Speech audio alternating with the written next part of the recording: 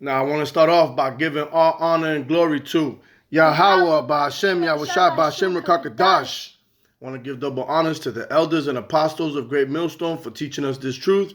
And I want to say shalom to the brothers and sisters that are in this truth. Shalom. Shalom. All right. So, I want to get into this touchy subject. And, it's about betrayal, because you see the times that we're in right now, it's going to get a lot harder.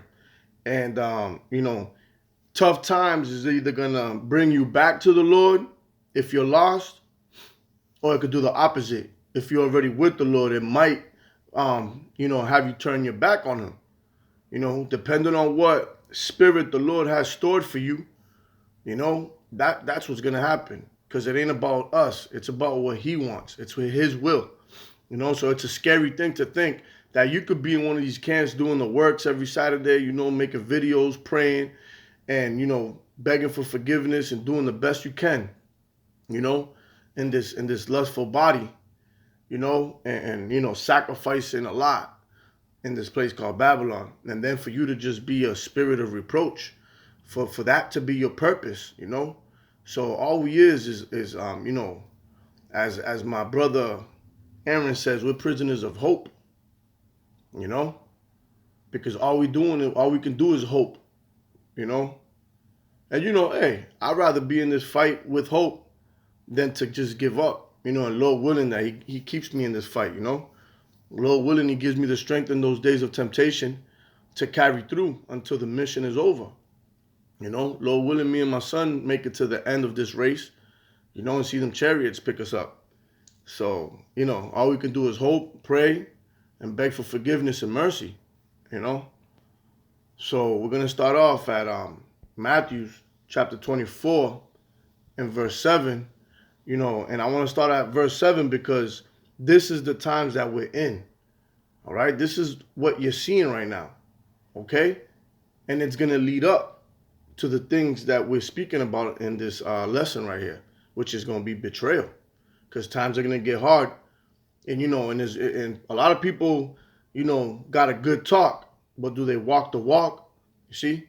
You can say you got faith. You can say you're going to do this and that until the time comes, So Lord willing, that we can endure. There's the book of Matthew, chapter 24, verse 7. For nation shall rise against nation, and kingdom against kingdom. And there shall be famines and pestilences and earthquakes in diverse places. You see, and we're already seeing these things. You see that nations are rising against nations. You already see what's going on with Russia and Ukraine. You already hear about talks that, NATO's about to jump in soon. And, we got the so-called Middle East, rising up against each other over there. Palestine, Israel. All those places, China pretty soon, Korea, these are all rumors of war, and nations are going to be rising against nations. You see, it's not old news either that there's been earthquakes in diverse places. We already know that famine is coming. They've been already gradually talking about it, warning the people little by little. You see the shelves, thinning out. Okay, pestilences, hey. You already know. Whether they're created by the man or not, it's all the Lord's will for his prophecy, to be fulfilled. So you see these things already coming, right? All these are the beginning of sorrows. You see, this is just the beginning of sorrows, okay? So imagine how much worse it's going to get if this is just the beginning, okay? So we're going to be coming into Jacob's trouble. And that's our last test. That's the test of faith right there. And like I said, it depends on what spirit the Lord has stored for you. If you're a sealed elect, or if you're just a spirit of reproach. Then shall they deliver you up to be afflicted, and shall kill you, and ye shall be hated of all nations for my name's sake. You see? That's the persecution right there. That's the 1/3 is going to be persecuted. Matter of fact, all of Israel is going to be persecuted, but we all know 2/3 is going to fold and 1/3 is going to hold up. Okay? See, some of us might die. Some of us are going to be afflicted in camps, being tortured. You know, some of us are just going to be hungry in the wilderness. You know, depending on, like I said, depending on what the Lord has stored for us. And when shall many be offended? And then shall many be offended, Salakia, and shall betray one another, and shall hate one another. You see? And many shall be offended. See? And shall betray one another. And the bad news about betrayal is that betrayal doesn't come from an enemy. Betrayal doesn't come from a stranger. Betrayal comes from somebody you know. Somebody that's close to you. Somebody that you trusted. Okay? Let's not confuse that word betrayal, because betrayal comes from somebody that's close to you. You see?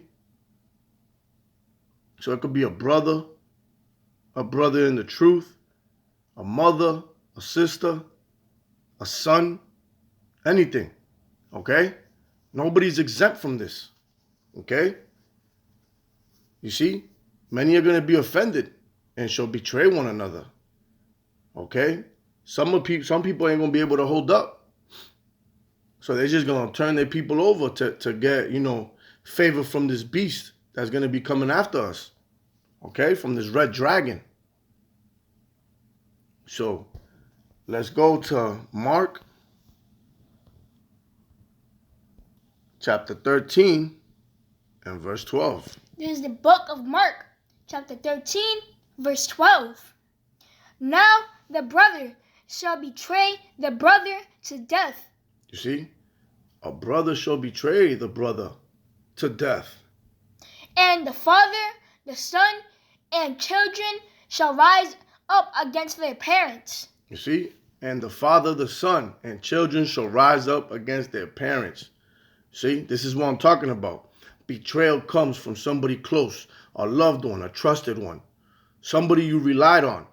And then boom, they stick that knife in your back. That's the one you leave. That's how you get put to death in shock. You know, that knife getting stuck in your back by that person you thought you could trust.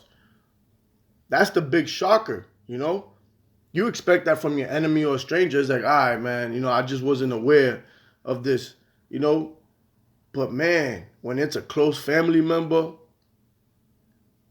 a brother, a sister, a son, a father, a mother, that hurts. And shall cause them to be put to death. You see? Okay? And shall cause them to be put to death. That's heavy. You in those days, you're going to have to watch out for your own, your own bloodline. Your own loved ones. Don't think that you're exempt from it. Oh, no, not me. Everybody wakes up thinking, well, I ain't going to die today. How many people woke up like that thinking, they ain't going to die today, but they died today? So don't think you're exempt from this. In those days, it could be your brother, your son, your father, anybody. Just make sure that y'all stay in prayer, and keep fearing the Lord. And hopefully he has mercy on you. Okay? Because the righteous shall be scarcely saved. That means by the skin of their teeth. All right? They're just going to get right. They're going to slide right through that closing door. And ye shall be hated of all men for my name's sake. But he that shall endure unto the end, the same shall be saved. You see? Those that endure to the end, those are the ones that ain't going to betray one another. Those are the ones that are going to stick with Yahweh B'Shem Yahushua to the end. Through that MOTB, through the persecution, through the imprisonment, even until death.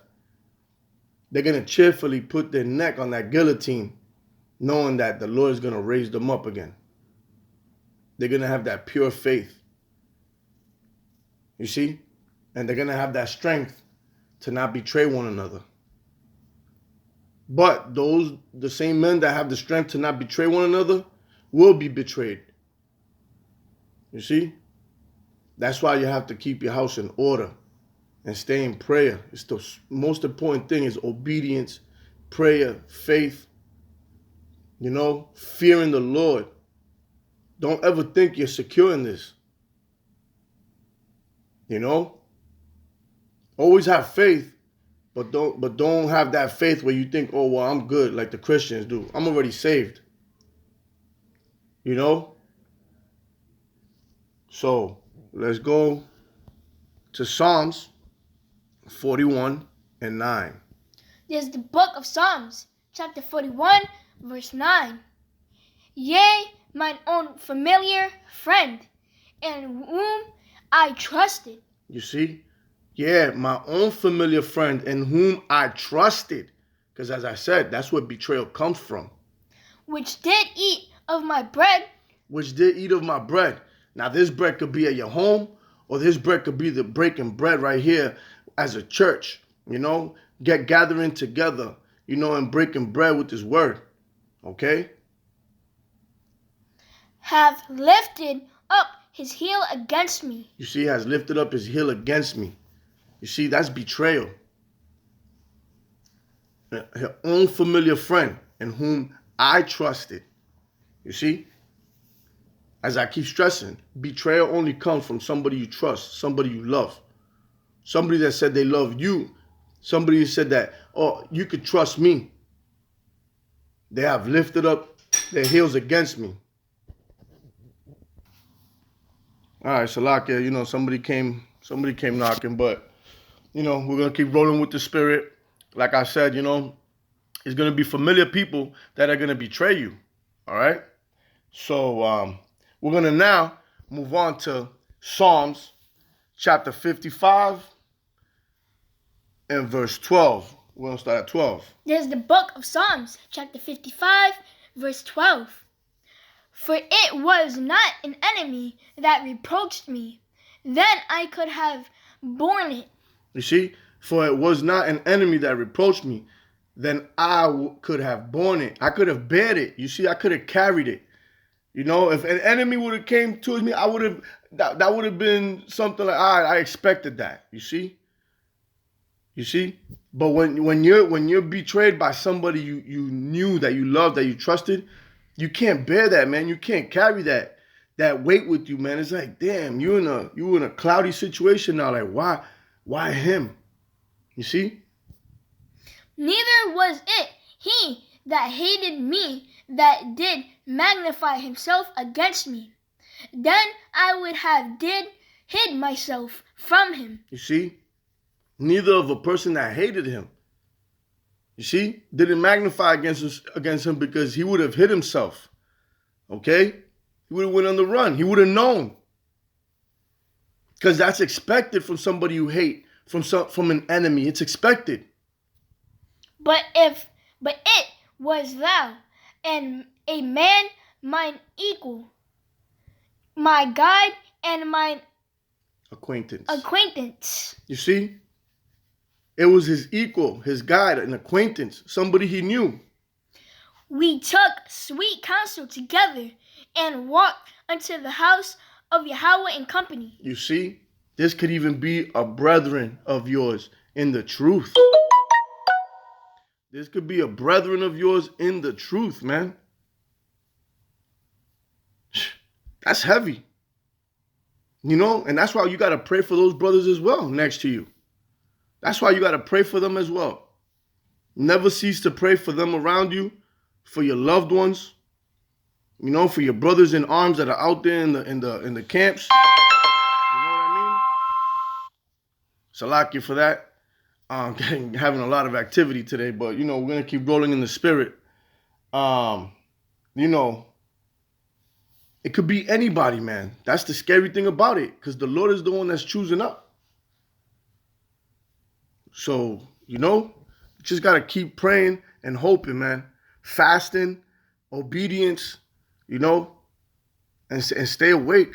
How do you stay awake? Is with this word. Keep that lamp on, Keep that light going. Hamashiach Yahushai. So now we're going to go to Luke chapter 22, and we're going to start at 1. And this is a perfect example of what I just read, that it could be anybody, even one of your own that have walked with you. Okay?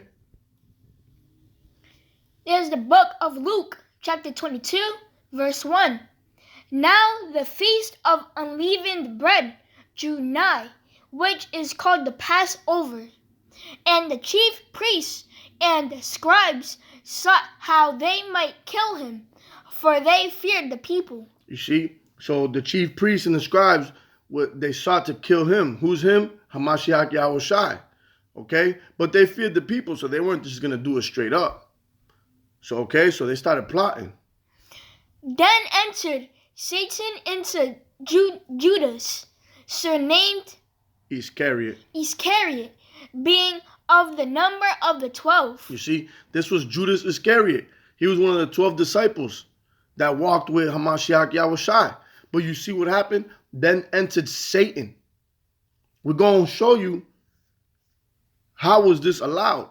Because the Lord, he's the one who controls all spirits. Okay?